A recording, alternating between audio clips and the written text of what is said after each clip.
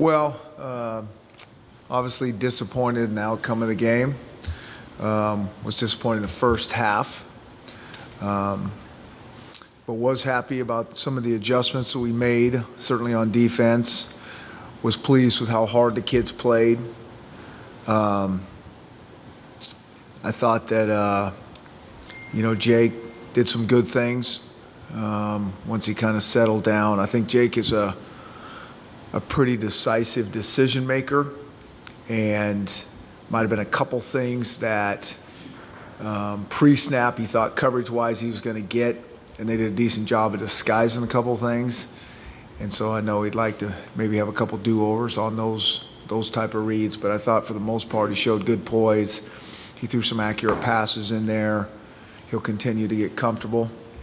Like I said, I thought our defense was, in the second half played really, really good. I think it was a combination of a couple little adjustments that Coach K and company made, but I also think they just kind of settled down, started striking and getting off blocks.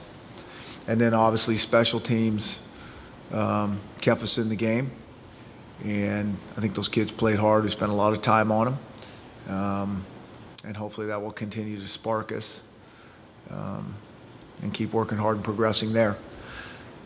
So, I think our whole mission around here, win or lose, is going to be, do we improve? How do we improve from right now to this next game? And I think, really whoever we play, everybody's going to want to make it about the opponent. I think everybody always does, but to me, that's never what it's going to be about. It's just about us. And certainly with the young guys that we have, just how are we getting better? See an opportunity for an easy fix or a couple of things you can clean up quickly in the running game, or is that maybe more concerning to you? Well, it certainly was very concerning, probably the number one thing on offense. And it was a little thing here and a little thing there that made it kind of look bad. First play we get hit 6 yards deep in the backfield. Dwayne bounces out of it to get back to the line of scrimmage, but it's their guy making a quicker play than our lineman adjusting to it. And so it's nothing that we didn't anticipate and see. It just happened a lot faster. And so there's a lot of those little things. And we're going to have to get our run game better for us to progress without question. Did you have like a conscious decision to not really stretch the field vertically, or did that? No, we did not. We need to try to do that. A little bit was trying to get something going, trying to get a little rhythm, trying to get a first down to stay on the field. And the first half was very, very poor. I think we had the ball 20-some plays, and so it was hard to get anything going. But another thing that we don't like, we got to be able to take some chances. Coach, last year, there was a lot of plays where it looked like Seiler wasn't trying to go downfield with the ball. Mm-hmm. And again, this first game, mm-hmm. There wasn't a lot of passes beyond 10 yards. Yep. It didn't look like he tried to go over the top at all. Yep. Is that part of you just having a freshman quarterback game plan? Are we going to see more? Yeah, it's a little bit of both. A little bit of both. And yeah, we need to see more of that without question. I think, like I said, I think we gotta take some chances and be able to do that. Sometimes it's coverage predicated. A little bit, Boise's a shot team as well, and coverage. They got one off on us that they should have hit. A lot of it has to do with coverage, taking them out of their shots as well. But we got to design things where we got chances to take some shots, and we will. How do you balance, keeping maybe a little bit of training wheels on a young quarterback like that, and then just letting him go? Yeah. That's part of the. I guess the art of coaching. We got to be able to help him out. We got to be able to, try to set him up for some success with some easy throws and run the ball, and then take some chances downfield. And so that's got to get better. When you reviewed the spike at the end there, you're still comfortable, obviously, with the time that was left? Yeah. You just obviously want to give that's not a big deal at all. It had nothing to do with nothing. Yeah. When, broadly speaking, offensive line's kind of inability to really get anything going, Yep. how much did it affect everything from throwing deep to play action to everything else you'd like to do. I think when you make a team one-dimensional, it really handcuffs you. Whether our defense can take, half of their offense away, or we get half of ours taken away, I think it hurts things. It takes away the rhythm of the game, and they start holding serve. They start really teeing off, and again, I think our defense did a good job of that in the second half. And so you could feel it there. The momentum is just really a defensive struggle. But we got a young quarterback, and we got some young O-linemen that will continue. As long as we continue to progress, then, we got what we got right now. But as long as we continue to progress, build a little confidence, then we're heading in the right direction. When you look at trying to make some of those explosive plays happen, I think last year, most people think of John Ross in that way. Yeah. Who are some of the guys that you think he'll rely on? Well, I think you see them out there. I think you see Dante and Jadon Mickens, and some of those freshmen are going to continue to develop. We'll see who, one or two of those guys turns into be an explosive player. It's hard to really say with any of those young guys until they do something out there. But like I said, I think we do have some talent out there. John Ross was an easy one to rely on last year. I mean, he could do some things even when it wasn't really there. But I do think we have some guys who can get some things done downfield if we give them a chance and set up some things correctly. With Jake, with that early interception, did you see any residual effects, maybe in terms of him looking guys off or being a little bit more hesitant than he might have been looking downfield? No, I don't think so. He's a pretty decisive guy, and I didn't think that really rattled him.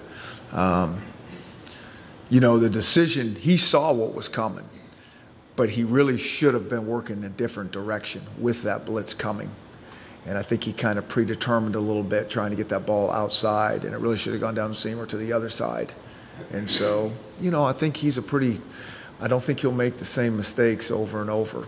And, as long as we're making different mistakes, we're probably doing okay. We just don't want to make the same ones over and over. In the end result, when you watch the tape, how much of it, ultimately the execution of the game plan comes down to maybe him being a freshman and kind of learning those things on the job, and how much of it was maybe Boise State, yeah, like you said, maybe giving him some confusion?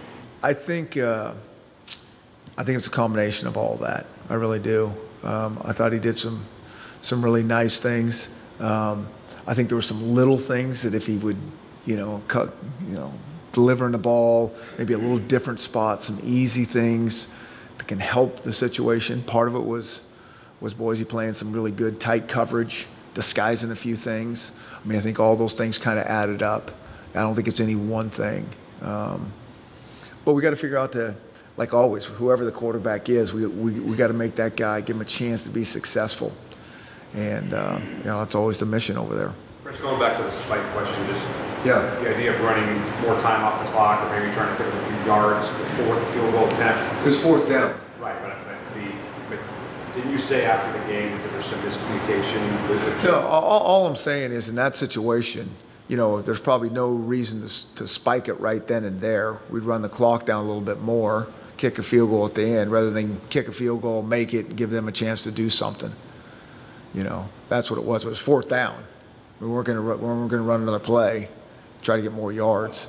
But the ball was spiked on third down, correct? Correct, which went to fourth down. Right, so the idea that we didn't have a timeout. To get like the sideline, we're at the sideline, get more yards. Yeah. I think what happened is we got sacked. What happened was we got a penalty when we were in there. I mean, those two things killed us. Coach, when we talked to you after the game, you had a chance to really talk to Jake much. And, when we've talked to quarterbacks in the past, after a loss, they seem a little bit more solemn. He seemed a little bit pissed off. Yeah. Can you talk about your conversation after the game and what his demeanor was? Yeah, his demeanor is kind of always the same to me. I mean, I think that's one thing that we like. I mean, if he does something pretty good, it seems the same. He's pretty analytical, pretty clinical. I think he's really competitive. I think our guys should be pretty pissed off. I mean, I really do. I mean, I think that's what you want. You don't want guys feeling sorry for themselves and moping around. That's what most people do. I think the true competitors are really irritated about it and trying to figure out how to fix it. And most people think they're competitors, and they're not. They're mopers. And so, you know, that's what, I mean, that's in his nature. And I think that's what the rest of our guys need to continue to develop. When it came time to decide and name him the starter, did you find yourself fighting internally maybe the urge to redshirt a true freshman quarterback, just because that's almost always the case with those guys? I think the big thing was just trying to figure out what we felt was the right thing. I mean, I think we got, you know, a couple of the guys in there that can play. And like we said before, it wasn't, you know, an easy, clear-cut decision, because those other guys can do some things. And, you know, I really want those other guys competing and really pressing, making each other better. And we'll need those guys as the season goes on. You know that. So I think it was more of just trying to figure out what's the right thing to do for our team, rather than I don't worry about age. I've never worried about that. When we hired coordinators that were 29 years old and, you know, or playing freshmen, I mean, we just go with the guys that we think are going to give us best chance to win, and age is irrelevant. I think maturity, I think experience does have something to do with it, but maturity, smarts, competitiveness, all those things, whether you're talking about coaches or players, is what it's all about. Did Jake do anything surprising Friday night? I thought he moved around and got out of some things better than he's shown, which we've seen a couple flashes at practice.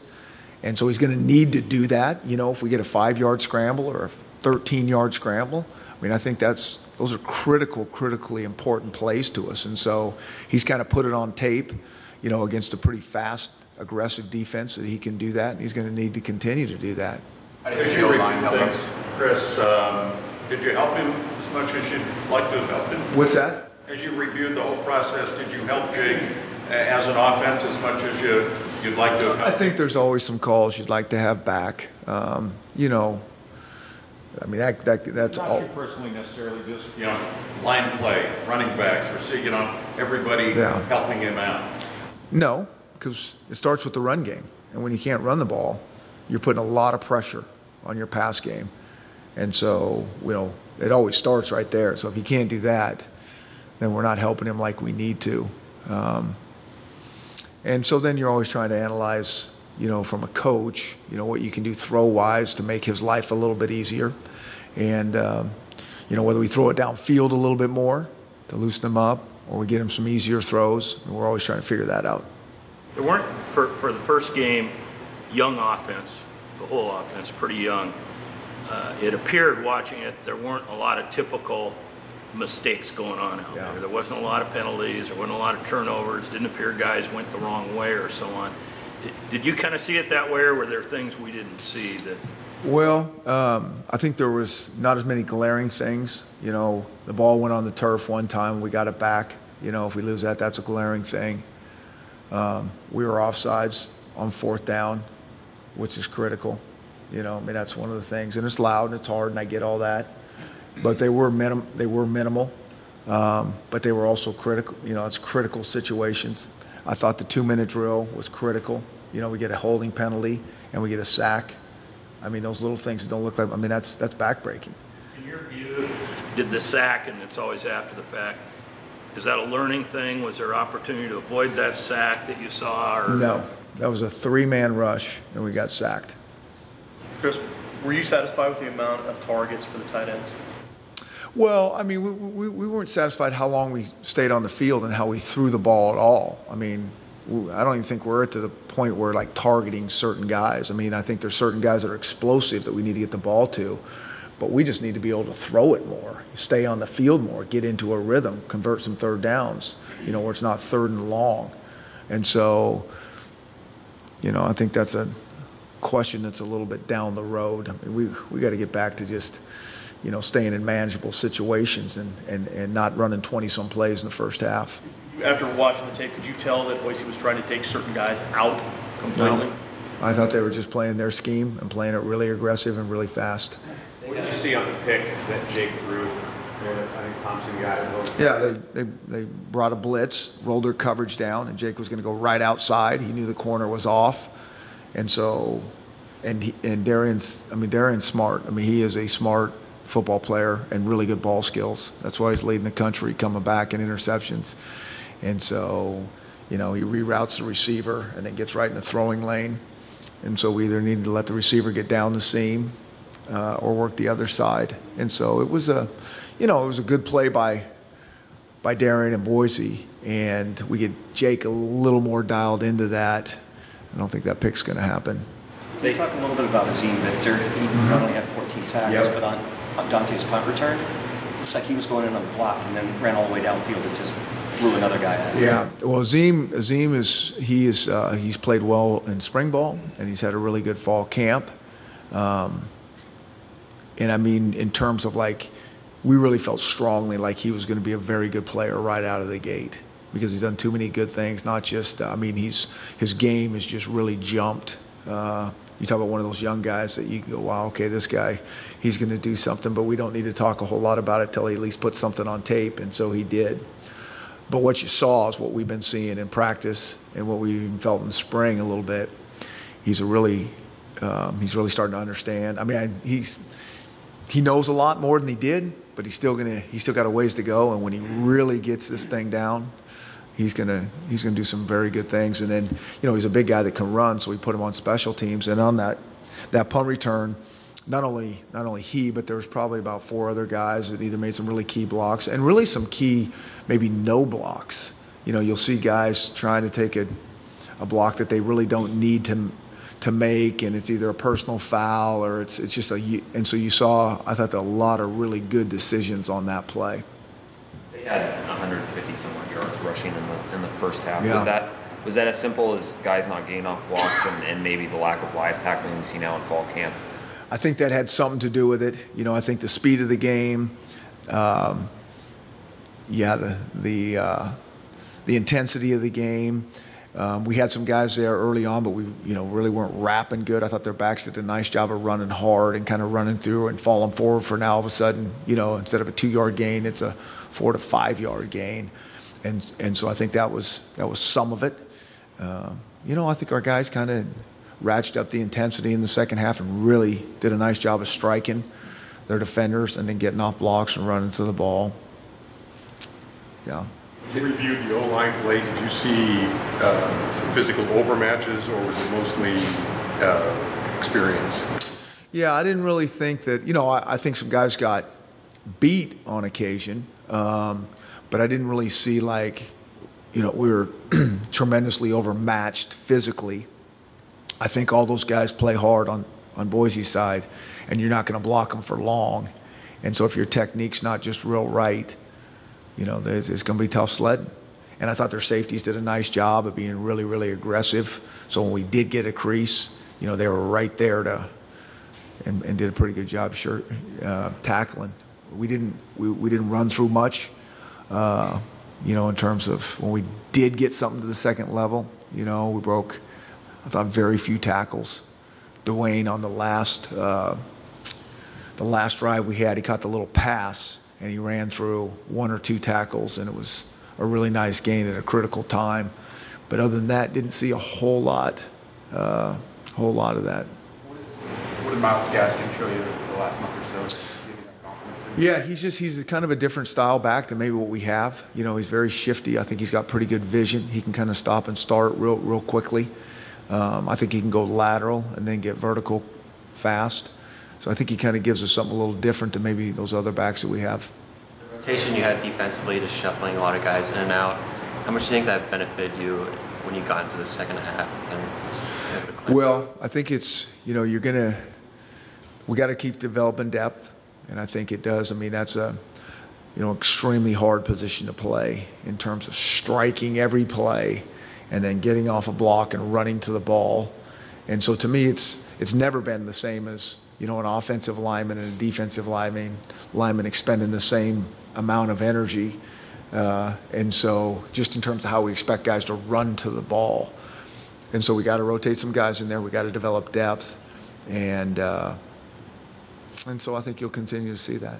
Did you think about giving KJ a drive, or was that just not no, not necessarily. We may have some things for he or Jeff. We'd try to expand maybe some things down the road. But no, we weren't thinking, hey, Jake is really struggling and needs a break or anything like that. Like I said, what I kind of thought was We just need to stay on the field longer to let him get into a rhythm. Chris, in your opinion, what did you think about the timing and the use of KJ when he did come in? I thought that was fine. Yeah, I mean, it's all down and distance, field position predicated. And so, you know, you kind of make your decisions there. And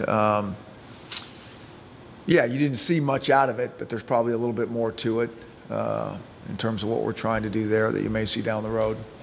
Do you expect him to be fully available? We do. He's a lot better than he was last week. And so, we'll just see. About Deontay?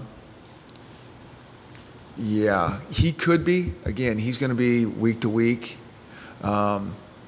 It's nothing serious at all. Sometimes these guys just take a minute, and I was surprised that he was as setback as he was for this game. I thought he'd be more ready to go. So we'll just see. It's not knee related or anything? No, nothing to do with his knee. Do you foresee more shuffling on the offensive line? Yeah, that's a good question. We're still trying to develop some guys, and I think, Caleb McGarry I think he might have got 20-some snaps, and I think he's going to continue to rapidly progress. I mean, heck, Matt James is a redshirt freshman, so he's going to progress.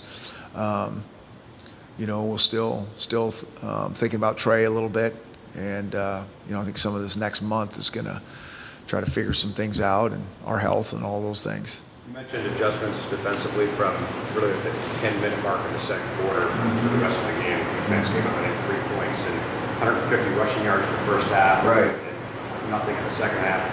What was the difference? What adjustments did you guys make?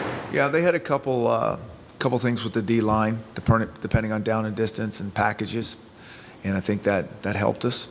And but I think the main thing is I think the kids kind of settled down and kept playing hard. And I think if you keep playing hard, and again, that's one of those easy things to talk about that everybody does, but it's hard to do when things aren't going exactly your way. But I think they kept their intensity up. They kept playing hard. They settled down. They got into a rhythm with tackling and getting off blocks and striking. And it seems simple, but that stuff's not easy to do. And then you obviously downplayed the return to Boise. Yeah. Now that you've gone through it. Glad it's done. Yeah. I mean, it was, like I said, it was a good football game. I knew we were playing a good team. I was really anxious to see how our guys would respond. I was pleased with how we played on special teams. I was pleased with how our defense, once I was surprised early on at our defense, how they were moving the ball. And then once they settled down, I was really pleased. I didn't think that they would shut them down like, run-wise like they did. So somewhere at a balance. But for you, walking in there. I'm getting to that. And so, and then on offense, again, I thought we would do more. I really did. So, it really is about the game. And then for me walking in there, I mean, like I said, you walk in there. I mean, the people are wonderful over there. I've, known that for a long time, and so that was great. They treated us great. They treated our team great. They treated us great. They treated me great, and it was great in terms of that. Coach, what did you think about Dante's performance in the return game and being a special teams player of the week for Pac-12? Yeah. I think Dante is a really he's a unique guy. He's a guy that I've had extremely high expectations for really since he's been here. One, because we made him the punt returner. Two, because he played as a true freshman, and he's very smart. And he's really talented athletically, and I also think he's a guy that I'm harder on than most because of our expectations and what I think he can do. When balls hit the ground or he stepped out of bounds on one of those, and he's so sharp and all those type of things that he's almost one of those guys you expect to play flawless, and he's still so young, but. He's a great kid, really good player, and he's going to continually get better. A lot of guys on defense. You rotated a lot of young guys in. Gaines, Vita Van, Tevis Bartlett was in the linebacker. We saw more Sean Constantine a long time. Is that something we're going to see all season long? With him rotating a lot of guys in there to keep them fresh? I hope we don't settle. I hope we're good enough to say this guy needs to get on the field and play more.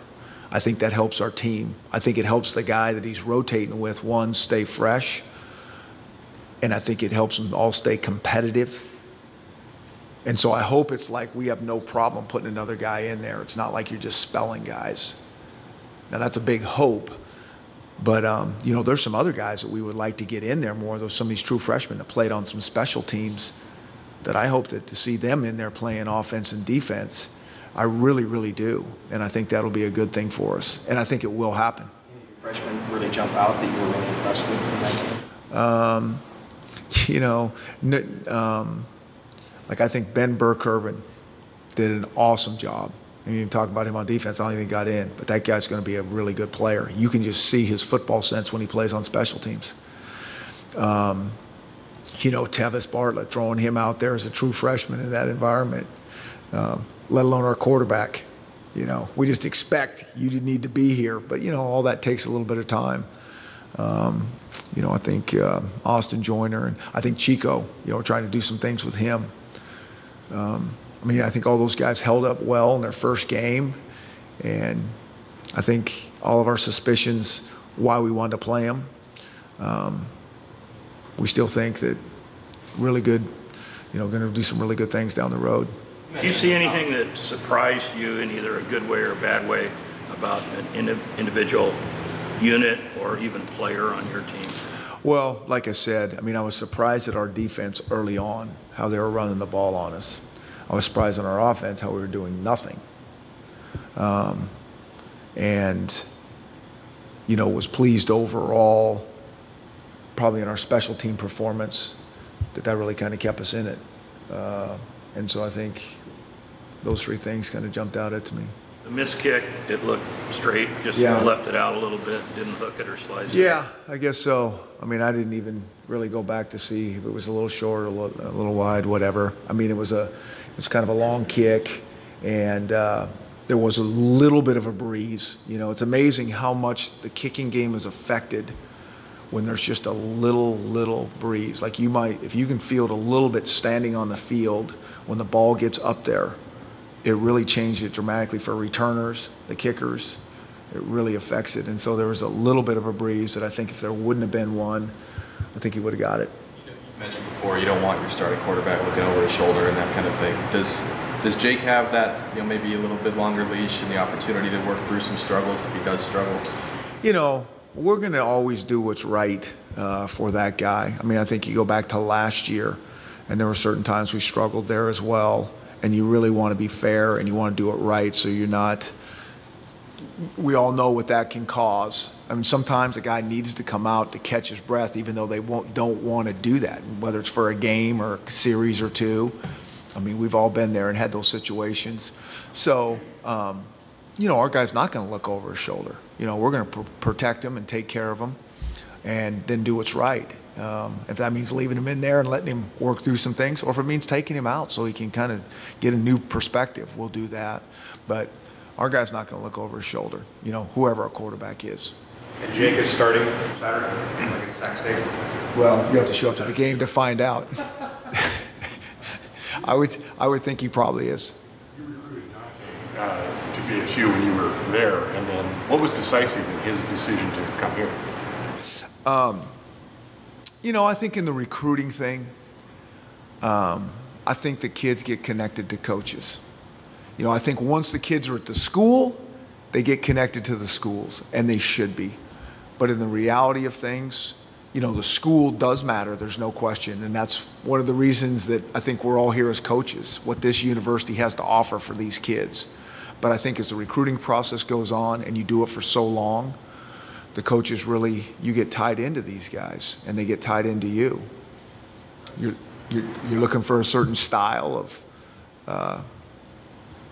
you know, everybody has a profile of the guy that they want, and Dante, the hard thing that we had with Dante, that I had with Dante, is projecting too many things from his cousin onto him. Like, Austin was such a good player for us. He was one of my favorite guys. He was so competitive, and he was athletic. And, you know, when we were watching Dante play, I kept thinking, am I just thinking this is Austin because I know they're cousins and all that? And I didn't want to do that and make him better than he was.